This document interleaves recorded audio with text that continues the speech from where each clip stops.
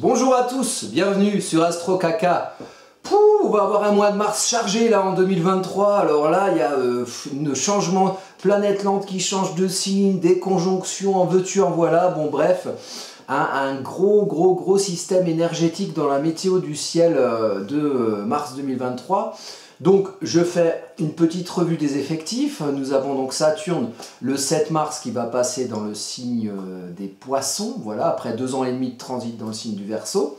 On a Pluton qui va passer en Verseau après une quinzaine d'années de transit dans le signe du Capricorne. Donc là pareil, ça fait un petit moment. Donc c'est un événement astrologique le fait que Pluton change de signe. Et puis on a Mars qui normalement est une planète à transit plutôt rapide dans un signe, puisque Mars est censé rester 2 mois dans un signe du zodiaque. Là il en est resté 7 parce que Mars a rétrogradé, donc Mars a avancé, puis reculé, puis avancé à nouveau, ce qui triple son temps de transit dans le signe des Gémeaux où elle était depuis fin août 2022. Donc Mars sort du signe des Gémeaux là aussi au mois de mars, voilà son mois consacré. Donc Pluton entre en Verseau le 23 mars et Mars arrive enfin dans le signe du Cancer le 25 mars, donc il y a beaucoup de mouvements, mais ce n'est pas tout, et ça va être l'objet de notre vidéo d'aujourd'hui. Alors, il y a une grande conjonction qui n'arrive pas tous les jours, qui a dû arriver peut-être 4 ou 5 fois au XXe siècle, la conjonction de Jupiter et de Chiron. Mais, pour ajouter un petit grain de sel, ou un petit grain de sable peut-être, là-dessus, Jupiter et Chiron vont pas être tout seuls dans le signe du Bélier, où ils vont se rejoindre et se faire plein de bisous. Jupiter et Chiron vont être conjoints dans le même moment à Vesta. Voilà. Donc là, je vais vous montrer une carte qui a la conjonction exacte de Jupiter et de Chiron. Et Vesta va être dans le même degré. Donc c'est une vraie conjonction Jupiter, Chiron, Vesta. Cette carte, on va un petit peu la comparer à des événements astrologiques où il y a eu le même type de conjonction, c'est-à-dire Jupiter-Chiron. Donc il y en a eu, Jupiter... Par exemple, Jupiter-Vesta, déjà, il y en a eu une en 2017. Donc on va aller voir un petit peu ce qui s'est passé en 2017 lors de cette conjonction Jupiter-Vesta. Et la dernière fois qu'il y a eu du Jupiter-Chiron, c'était en 2009. Pareil, on va aller voir. Puis il y a eu d'autres conjonctions, Jupiter-Chiron, Jupiter-Vesta. Mais ce qui va plus particulièrement m'intéresser en astro-histoire, donc en comparatif des événements astrologiques passés et des événements astrologiques actuels ou futurs, c'est que la dernière fois que... Alors j'ai dû remonter loin pour trouver une conjonction Vesta-Jupiter-Chiron. J'en ai trouvé une dans notre passé plutôt récent, enfin à un siècle près, qui est pas mal. C'est en 1929, en février 1929, on avait Jupiter-Chiron en conjonction exacte et on avait Vesta à 4 degrés. Donc on peut parler d'une conjonction Jupiter-Chiron-Vesta. Alors on va parler de ça, on va regarder la carte tout de suite. Et commencer déjà, après cette courte introduction, commencer par comprendre qu'est-ce que c'est Jupiter sur un thème, en transit notamment, qu'est-ce que c'est Chiron, et puis qu'est-ce que c'est Vesta. Voilà, donc présentation des trois, qui se trouvent, tous les trois, joints, unis dans le signe du Bélier, donc ils vont tous réagir d'une manière Bélier. Donc déjà l'énergie de Vesta. Alors Vesta, vous voyez ce glyphe ici, c'est là. Donc Vesta, c'est une espèce de V, un socle sur un autre socle avec une petite flamme au-dessus. Bon, Vesta, c'est la flamme intérieure, c'est un peu la foi qui nous fait agir, qui nous fait faire des choses. Je dis agir et faire puisqu'on est en signe de feu du Bélier. C'est aussi l'équilibre qu'il faut, et là, une sorte de pureté nécessaire. Vous savez, Vesta, ça vient des Vestales, ces espèces de bonnes sœurs à Rome qui gardaient les statues dans les temples, et je crois qu'elles n'avaient pas le droit de baiser, ou je ne sais plus quoi, enfin voilà, un peu comme des bonnes sœurs. J'ai beaucoup de respect pour les bonnes sœurs, c'est pas la question, c'est que, bon, appelons un chat un chat. Donc les bonnes sœurs étaient gardées, voilà, c'est censé garder cette flamme, à quoi correspondait cette foi en fait, en gardant les temples.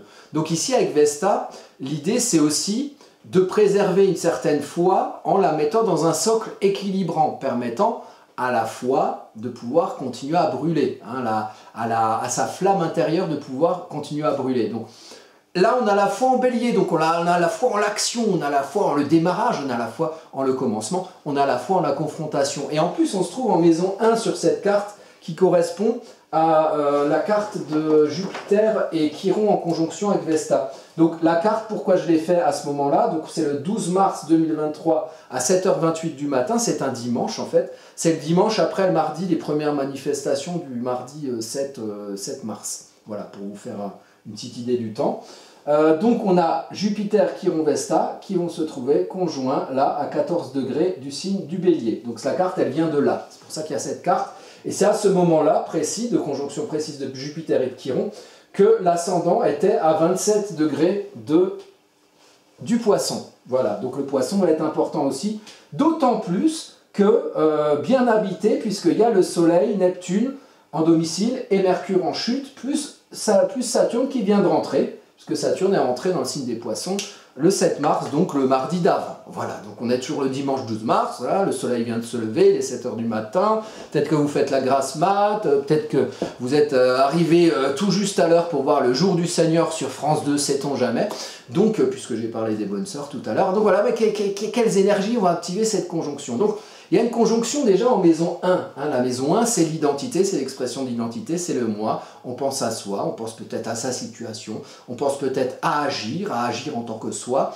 Donc il y a quelque chose qui relève de l'action. Avec Vesta, il y a une foi en le démarrage, une foi en le commencement, une foi en faire à son idée, à soi personnelle, représentant sa personnalité, son identité et aussi son identité sociale. Donc, en astrologie mondiale, on peut parler d'identité sociale collective quelque part. Et comme on est dans une période un peu de manifestation où une identité sociale collective se manifeste dans la rue, bon, pas toujours les bonnes rues, parce que visiblement ils vont se faire voir dans tous les sens du terme, puisqu'ils vont aller se faire voir dans leurs manifs, dans des rues qui ne concernent pas ceux à qui ils s'opposent, ce qui je trouvais à la fois bien dommage et puis à la fois, je sais pas très... Enfin, pour moi, quand j'ai quelque chose à dire à quelqu'un, je vais voir la personne directement. Je vais pas me promener à 6 pâtés de maison ou dans le quartier à côté. Enfin bon, faites comme vous voulez, écoutez. Donc on a la foi au démarrage.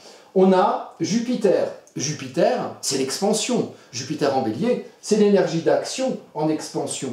Donc, il y a un côté presque exagéré. Hein, c'est une exaltation, c'est une prise de place par l'action, une prise de place par le déploiement de son identité, le déploiement de son expression sociale collective. Donc on est complètement dans un climat de manif, là. On est complètement dans un climat de contestation d'un pouvoir qui s'oppose à un autre pouvoir, le pouvoir de ceux contre qui le peuple manifeste et le pouvoir du peuple qui manifeste, ou le pouvoir du peuple qui manifeste contre un autre peuple qui ne manifesterait pas quelque part. Donc il y a un esprit un peu de confrontation. Et Chiron, qui est en bélier depuis 2019, donc c'est pas nouveau. Mais là, Chiron vient se joindre de Jupiter et de Vesta.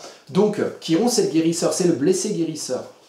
C'est ce qu'on doit collectivement guérir, donc un sujet de santé, dans un esprit, voilà, de je fais à mon idée, je commence, je démarre, j'initie. Hein. Chiron en gros, Chiron en bélier, c'est à peu près le début du Covid, hein, voilà, les soubassements et puis la révélation et puis derrière les confinements et les équipes anti-vax, pro-vax, pro-masque, anti-max, masque, voilà, si ça, guerre en Ukraine, enfin bref.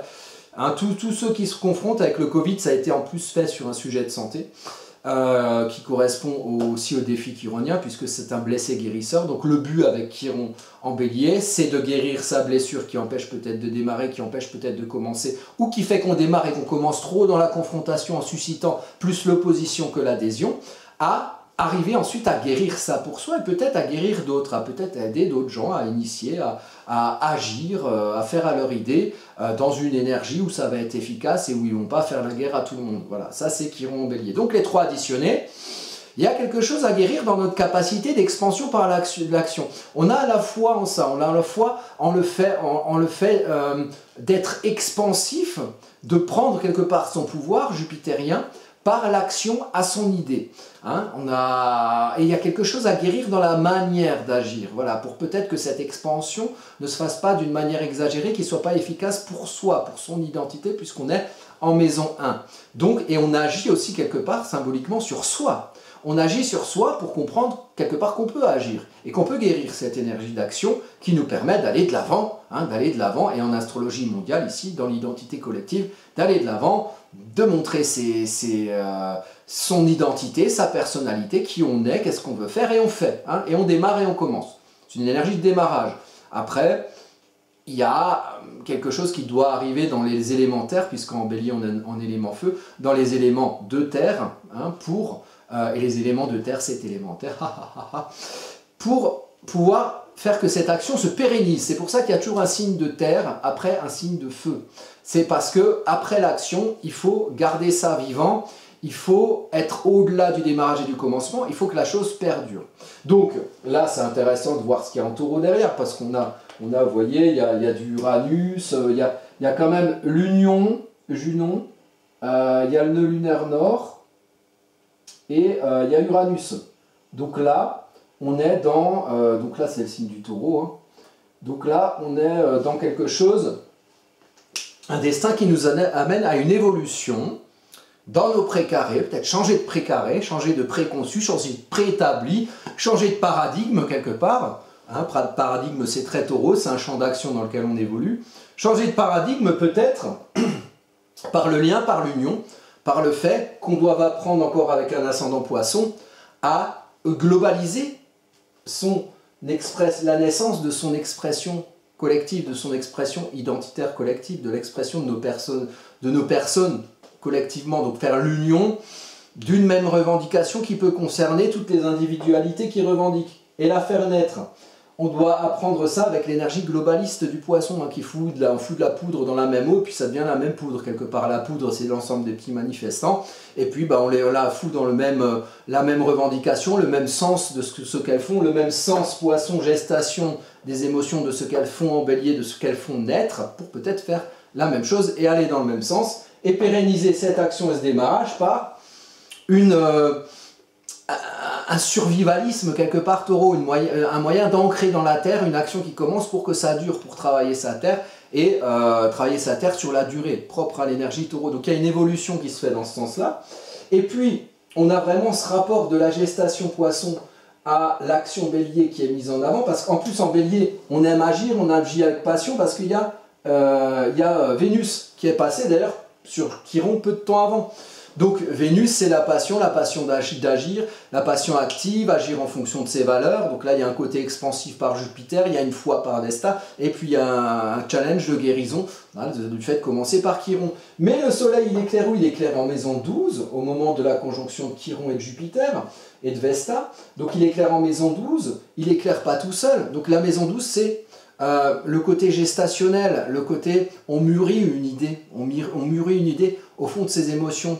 Et il y a une quête par le poisson, une quête de sens. Un poisson qui est en domicile en maison 12. Et un bélier qui est en domicile en maison 1 quelque part analogiquement. Puisque le bélier et la maison 1 sont analogiques. Bélier, premier signe du zodiaque, poisson, 12e signe du zodiaque. Donc un poisson en maison 12, ça donne une gestation de ce qui fait sens en soi, de ses espoirs et de ses idéaux, qui ne sont pas encore nés, donc qui ne sont pas encore visibles, pour ensuite naître en bélier et passer à l'action, avec cette pulsion de vie qui fait faire des choses. En poisson, on mûrit ce sens qu'on donne aux choses, à ses espoirs, à ses idéaux. Le soleil éclaire là. Donc l'action du Jupiter Chiron Vesta en bélier, elle est mûrie à la lumière, donc on fait la lumière sur ce qu'on veut quelque part, et ce à quoi on aspire. Et ce à quoi aspire peut-être cette identité collective éventuellement qui manifeste.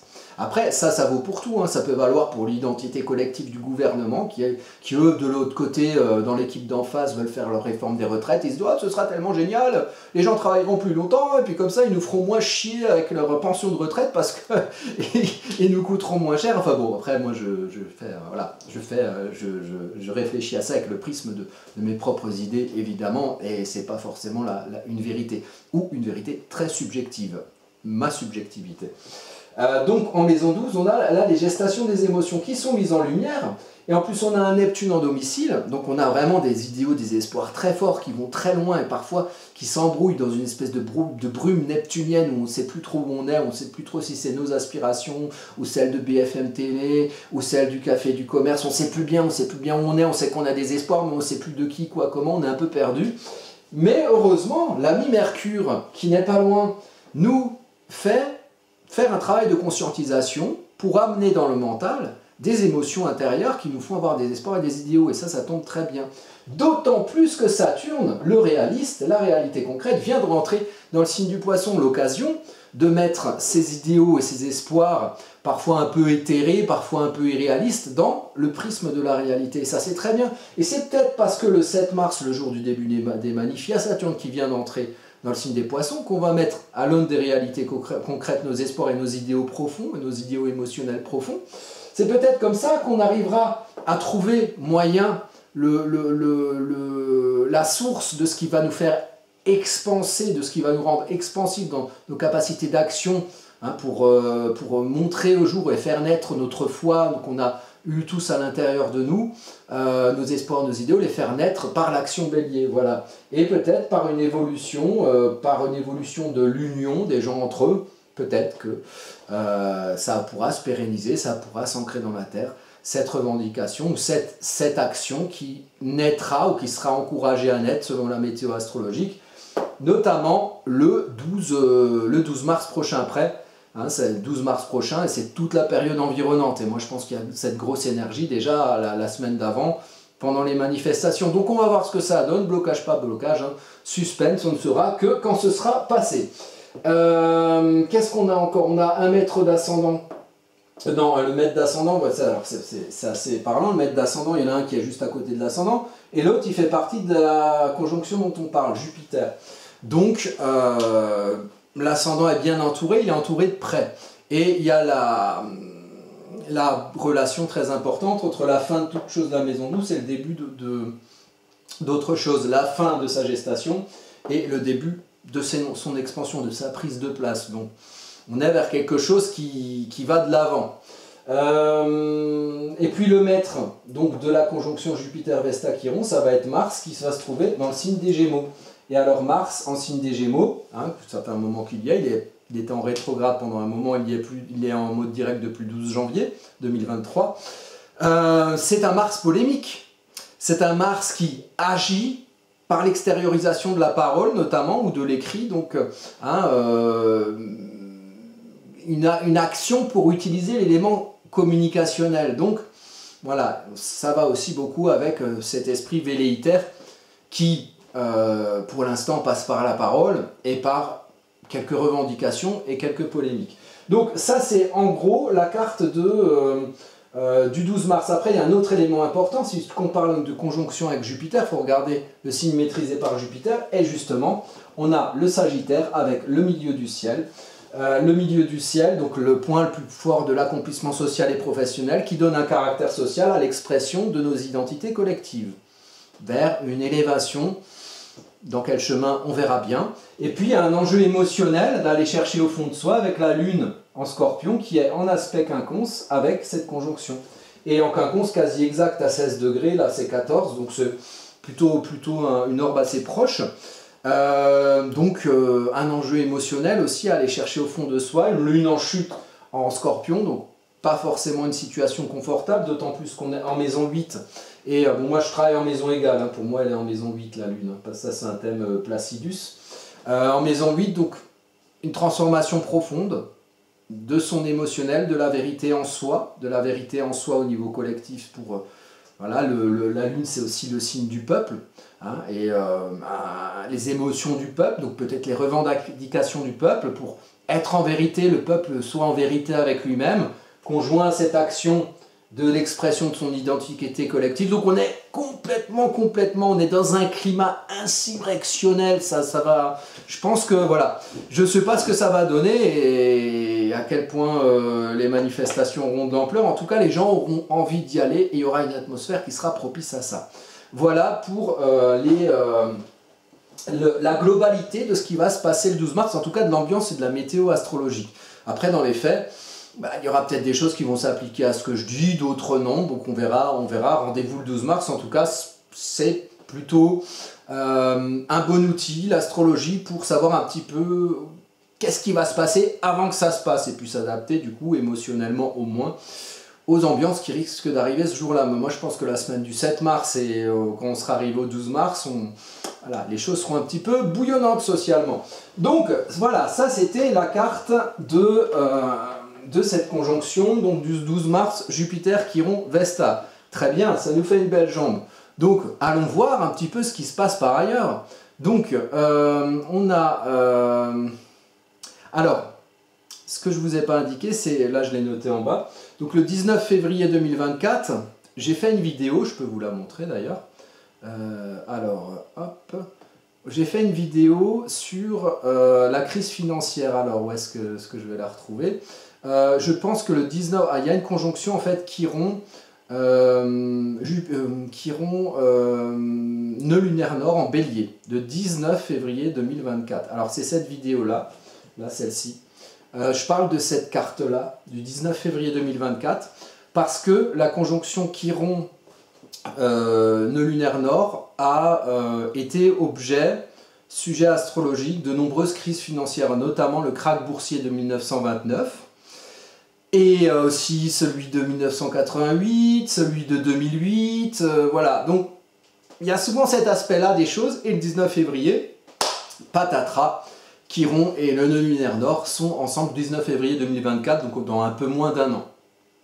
Peut-être que il peut y avoir un lien avec cette conjonction Jupiter-Chiron qui se passe le 12 mars, peut-être le début de quelque chose qui va mûrir jusqu'au 19 février 2024, puisque Jupiter vient donner de l'expansion à l'énergie chironienne en bélier.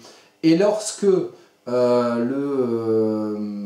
Chiron rejoindra, le nœud lunaire nord rejoindra Chiron, en fait, là c'est le 19 février 2024, voilà, alors lorsque, hop, on va aller dessus, voilà.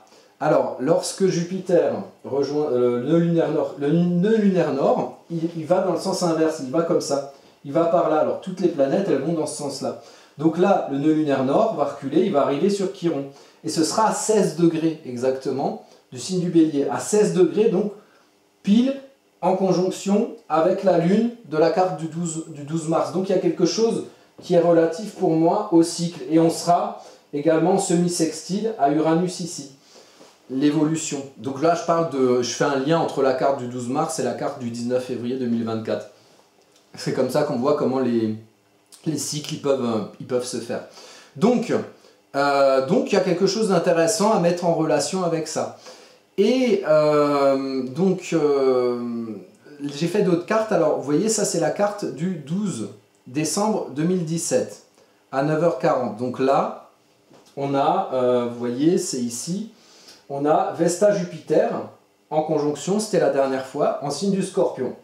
Alors, il y a Mars qui est pas loin en plus, le milieu du ciel, en Scorpion, donc avec un ascendant Capricorne, je me suis dit, tiens, je vais aller voir ce qui s'est passé alors du coup à ce moment-là.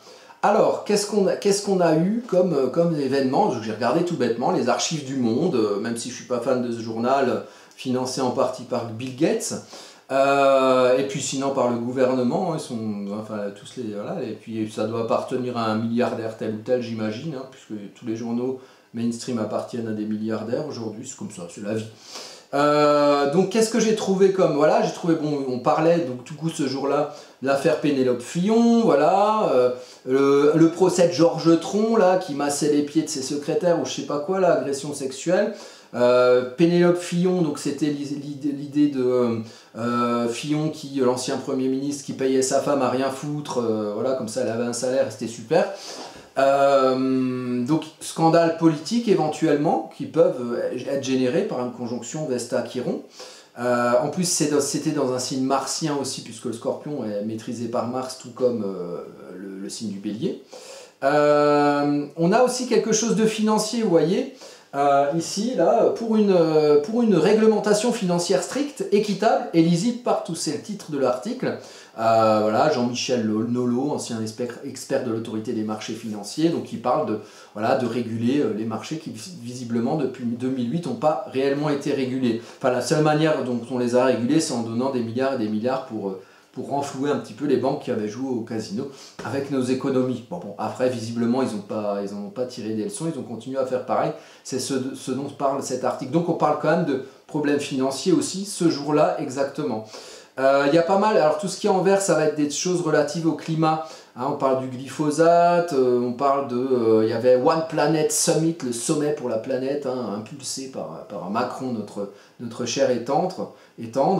Ça parle aussi de la courbe de popularité de Macron dans les sondages, qui serait d'une grande originalité, figurez-vous. C'est vrai, c'est original que cet homme soit populaire. C'est qui fait les sondages? Ah, je sais plus. Bon, en tout cas, il est populaire. Il faut bien croire les sondages sur parole. Après, moi, je me demande souvent, ce monsieur... je dis souvent, en fait, à mon avis, le mec, on le met dans la rue sans son armada de garde du corps et sans sélectionner chaque membre des gens qui seront dans la rue. Je sais pas trop, je suis pas trop à quel point sa popularité va le servir ou le desservir. Ce serait quelque chose d'intéressant à tester peut-être. Enfin, peut-être pas pour lui, enfin à voir. Alors, et puis voilà, il y avait un truc avec une explosion de gaz dans un terminal en Autriche. Bon, voilà. Alors ça parle d'environnement, ça parle de politique un petit peu, puis de scandales politiques, et puis de finances, réguler les marchés financiers. Très bien. Ensuite, on a la carte, la dernière conjonction Jupiter-Chiron. Donc ça, c'était le 7 décembre 2009. Donc là, vous voyez, c'est un ascendant Cancer. Donc la conjonction Jupiter-Chiron, elle se trouve ici, donc elle se trouve en Verseau. En maison 8, alors je me suis dit, ça y est, hop, tac, on va aller voir ce qui s'est passé aussi à ce moment-là pour voir comment le Chiron, la conjonction Jupiter avec Chiron peut faire un effet, ou peut-être avec des similitudes avec la conjonction Jupiter-Vesta ou avec ce qui se passe en ce moment. Donc, on a des manifestations en brun, ça c'est tout ce qui concerne des manifestations, calmer la colère des routiers, deuxième journée d'affrontement au départ d'une manifestation, bon voilà. On a toujours des choses, il y a toujours beaucoup de climat qui revient, hein, des choses relatives au climat. Alors, je ne sais pas si on va avoir des choses dans ce sens-là au mois de mars 2023, mais c'est possible. Et puis j'ai vu un article qui était assez sympa sur le journal là, de la conjonction c'était quoi, du 7 décembre 2009, donc qui a été écrit par Rachid Amirou, que je ne connais pas, qui s'appelle Vers un sadomasochisme sociétal. Alors ça c'est intéressant, parce que on est complètement dans l'idée du fait que finalement, le sens de la vie de beaucoup de gens, quelque part, est pas nécessairement respecté selon leurs émotions profondes, et il y aurait une espèce dans le sentiment de beaucoup, d'une maltraitance un peu institutionnalisée. Et donc, qu'est-ce qui a marqué dans cet article? Donc une société de commerce en ligne avait prévu de distribuer... c'est le scandale de l'époque qui a généré cet article. Il y avait une société commerciale qui, pour faire son buzz, a décidé de donner des billets aux gens comme ça pour qu'ils s'inscrivent à ce qu'ils font, je sais pas quoi, voilà. Et ça a été interdit parce qu'ils ont eu peur, là, le gouvernement ou l'autorité publique, que ça fasse des heurts et des problèmes. Voilà, ils avaient prévu de distribuer des billets de banque pour faire parler d'eux, et ça a attiré des milliers de personnes, voilà, qui désirant boucler les fins de mois difficiles ou profiter de l'aubaine.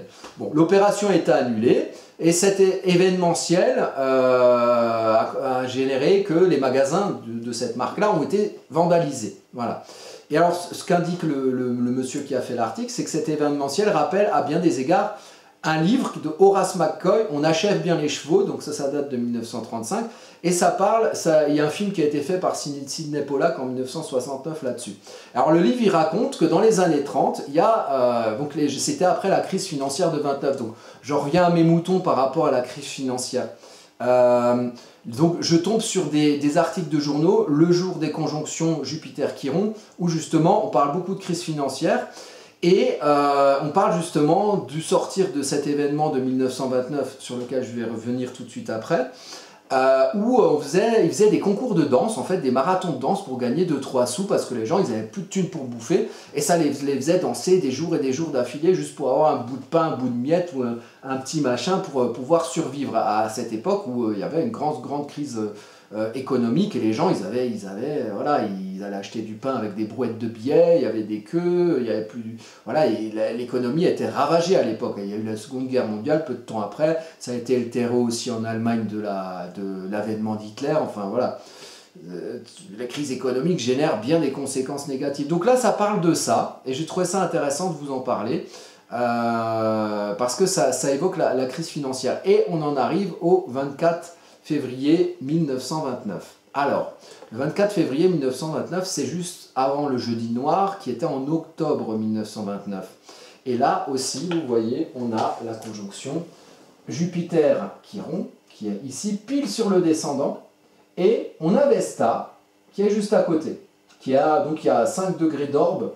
C'est la conjonction avec Vesta la plus proche que j'ai trouvée. Donc, on est dans un espèce de... On est, pareil, un an avant une éventuelle crise financière.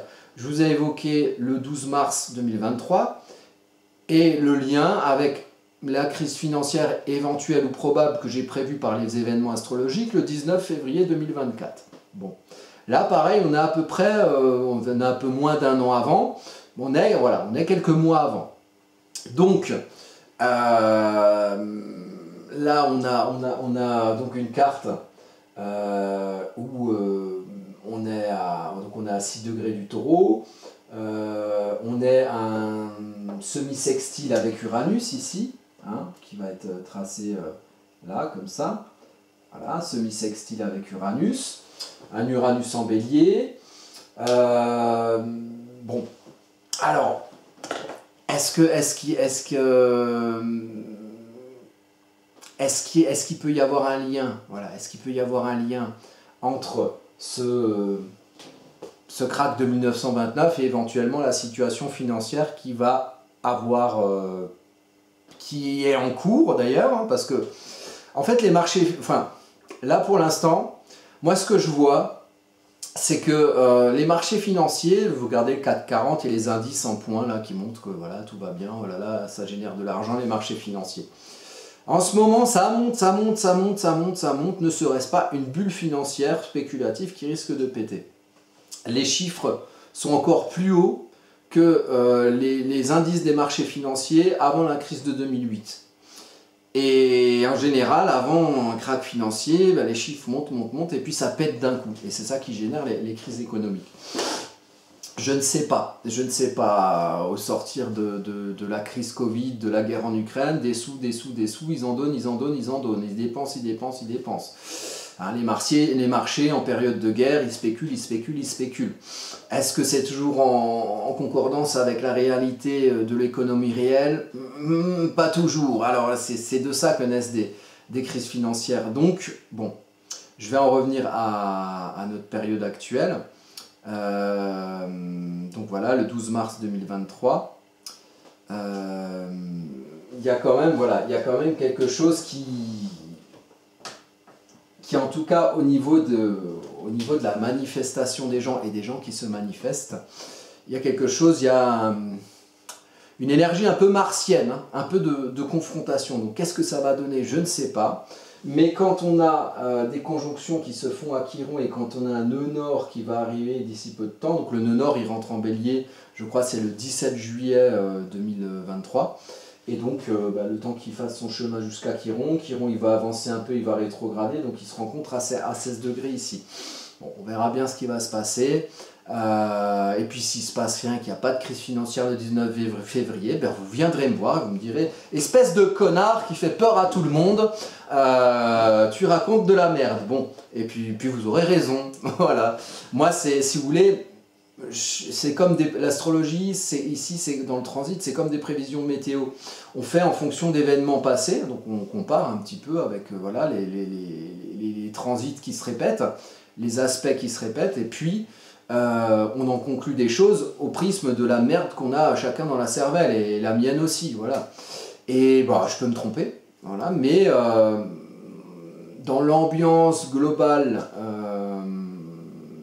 de la météo, c'est ça que ça indique. C'est comme si je vous disais, oh là là, le 19 février 2024, il va y avoir de l'orage. Et puis peut-être qu'il va faire beau en fait, et que je me suis trompé complètement.